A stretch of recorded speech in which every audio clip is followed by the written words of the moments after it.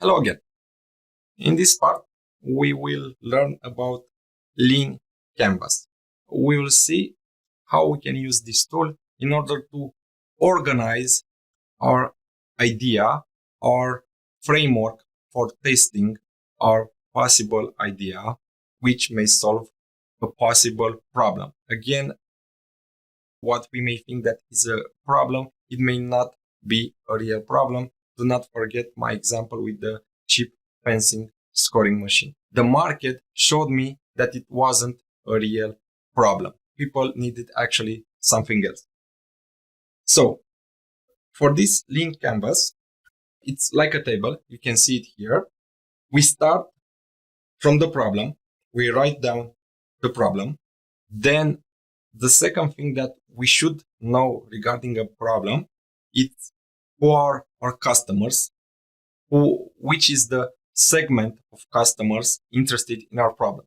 For example, if I want to sell a pen which it's very sophisticated, it has a lot of gold around it, most probably only some businessmen would want a pen like this. So the customer segment that I'm trying to get to are businessmen in this situation. Then I should come with a unique value proposition. I should come with a possible solution. Again, I should know what unfair advantages I have on other competitors, because I may not be the only one who sells expensive pens for businessmen. Then something that in the end I need to know when I build a business plan would be revenue stream and cost structure.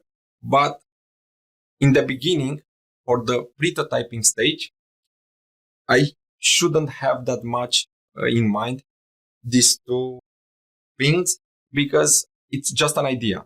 I don't really know real data regarding revenue stream and cost structure.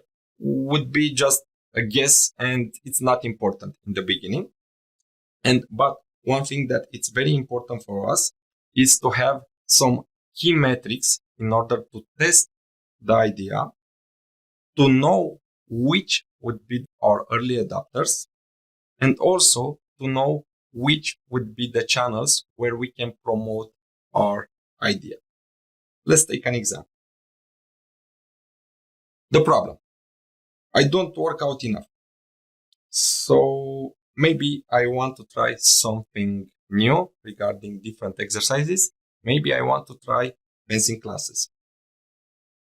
The customer segments that I can have in mind for fencing classes, well, it should be kids, 17 to 16 years, and also from the adults part, 20 to 45 should be a segment in which I'm interested regarding fencing classes, because there shouldn't be such a huge gap in their age, because usually sport classes means also to socialize with one and another. And if the age gap is very, very big, maybe this wouldn't be that possible. So we will stick to this customer segment. The unique value proposition, fencing classes for kids and adults to learn a new skill. The solution that we will want to test is fencing classes from 6 p.m. to 8 p.m. And maybe an unfair advantage is that we are the only fencing club in our town. This would be an unfair advantage. Key metrics in this example would be something like this: number of adults that attend more than 3 classes. Because if they come only once in your gym and do not come again and again, this doesn't mean that they are actually interested in your classes. So in this situation, you don't have the proper problem, you don't have the problem solution. So you should try other ideas. Early adopters, usually for fencing are kids from 7 to 9 years. And for channels of promoting your possible product, you can use for this Facebook, Instagram.